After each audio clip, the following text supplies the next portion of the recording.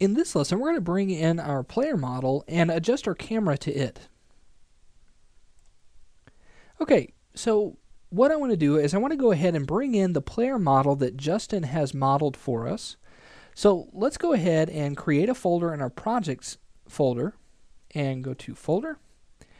And let's go ahead and actually drag this down out of here. I don't actually want this inside of any scenes folder. So let's go ahead and call this imported assets. Okay. Here we go. And inside of this, I'm going to create another folder, and I'm going to call this meshes. And let's go ahead and import that player model. So I'm going to right-click, import new asset, and I'm going to go to my C drive here. And let's find the game assets folder and final assets. So I have several assets in here right now, but I'm just going to go ahead and go to my player folder, and I'm going to use the player done.ma. Okay. So now this is in. We have our player model, and what I want to do is go ahead and bring this in, just drag it in there, and I'm going to set our player to 0, 0, 0. Okay, so now our player model is basically right on top of our little capsule here. So let's go ahead and actually associate our player done with the replace with real character model. That's our capsule here. So this replace with character is actually parented to our player object. So let's go ahead and just delete this guy. We'll hit continue. That's fine. If it loses its prefab, that's okay. And let's grab this player done and drag it on top of our player. So you'll see now this is parented. So now if I go ahead and hit play, you can see that we're staring at the back of our player here in a very awkward situation. So let's go ahead and hit play here. And what we're going to do is we're going to set up that camera to actually be to comp in our new player object that we have here. So let's go ahead and let's go to our camera pivot, and I just want to make sure that this is all in the right location here. So we're going to adjust this camera pivot to the right of our character because we want this to be over the shoulder. So let's go ahead and move this over to the right here. There we go. And if we actually select our camera, we can kind of get a camera preview here. So we're just trying to get kind of an idea here. And let's go ahead and select our camera object. And let's just pull this straight up here. Okay. Now you can see that our player is being comped in here.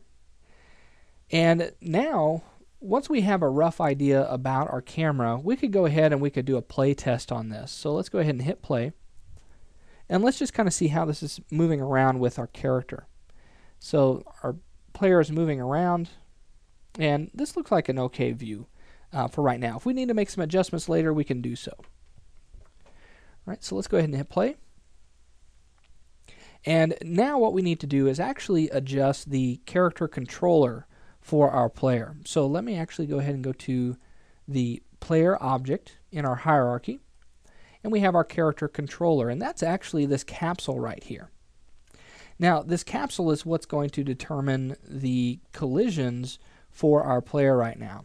Basically, where he's going to be able to move and what's going to collide against him. So whenever our enemies attack him, whenever they hit this capsule, they'll actually do damage.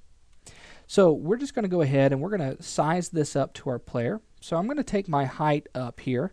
I'm going to go to 2.8. And you'll notice that this is actually kind of going through the floor here. So I need to raise this up a little bit. So I'm going to take my center in my Y direction. I'm going to go to 1.3. And you'll see that this goes right to the feet here. And we're pretty close to the height. And I'm going to take my radius down just to kind of fit around his chest a little bit better. So with this, I'm going to just go ahead and type in 3.5, or I'm sorry, 0.35 on that. Okay. So now we can go ahead and take a look at this, make sure this is what we're looking for. So I'm just going to look in all views. This looks good. There we go. So I'm pretty happy with that right there. And I know that my player's feet are going to stay above the ground now. So because the capsule is right on the plane here. So let me actually move this. Let's actually move him up just a little bit higher. So let's take our height, or our center on our Y. Let's take this up just a little bit more. There we go. So that way it's basically right there. So I'll type in 1.4 just to keep those numbers nice and even. Okay, this looks good to me. And now we have our player ready to go ahead and start moving around in our scene.